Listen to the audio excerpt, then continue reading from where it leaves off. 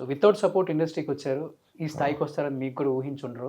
ఇంత అవకాశం వచ్చుంటుందని కూడా మీరు కూడా ఊహించుండరు. ఏ సినిమా అప్పుడు రిలీజ్ అయినప్పుడు, లేకపోతే ఏ సినిమా డైరెక్షన్ చేసేటప్పుడు, ఏ హీరోతో ఉన్నప్పుడు, లేకపోతే ఇంటికొచ్చినప్పుడో తెలియకుండా మనకు తెలియకుండా కన్నీళ్ళొచ్చేస్తాయి గదా!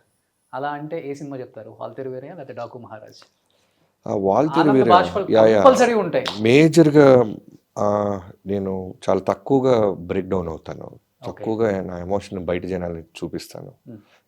సో, నేను బ్రేక్ డౌన్ అయిపోయిన మూమెంట్ అంటే 'వాల్తేరు వీరయ్య'. అంటే సినిమా తీసేసాను.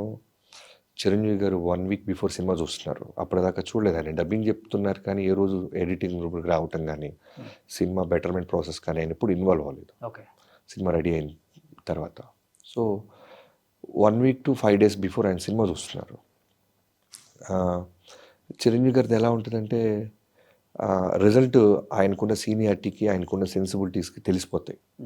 మోర్ దాన్ 150 ఫిల్మ్స్ చేశారు కాబట్టి ఆయన చెప్పేస్తారు. ఇది ఆడియన్స్‌లో వర్కౌట్ అవుద్దా? వర్కౌట్ అవుద్దా? సో, నేను 2, 3 సినిమాలు రిలీజ్‌కి ముందు ఆయన నాకు చెప్పాడు. ఇది ఇలా, ఇలా, ఇలా ఉంటుందని. సో, ఇప్పుడు నా సినిమా చూస్తున్నాడు ఆయన. లోపల ఒక హెడ్ మాస్టర్ గనక స్కూల్ సీఈఓ కూర్చొని ఉంటే ఒక స్టూడెంట్‌కి ఓకే. ఎలా ఉంటది? అలా ఆయన ఇంట్లో ఆయన హోమ్ థియేటర్‌లో సినిమా చూస్తున్నా. ఓకే. ఆయన, వాళ్ళ పాప సుస్మితక్క, జీకే మోహన్ గారు, సత్యానంద్ గారు. నేను కూర్చోన్నా. సినిమా స్టార్ట్ అయింది. ఇంటర్వల్ అయిపోయింది. చాలా బాగుందని వెళ్ళారు.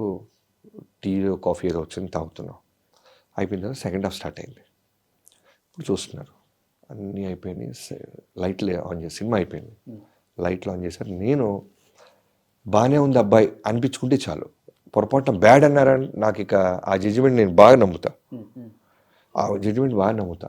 నాకు భయం. బాగుంది అంటే చాలు ఆనందపడదాం అనుకుంటాను. నాకు లైట్లు ఆన్ చేసిన తర్వాత జీకే మోహన్ గారు ఎక్స్ప్రెస్ చేశారు. సుస్మితకి ఎక్స్ప్రెస్ చేసింది. చాలా అంటే ఆ అక్క అన్న మాటలు నాకు ఇప్పటికి కూడా ఫస్ట్ టైం ఆ రోజే నన్ను తమ్ముడు అంది సుస్మితక్క.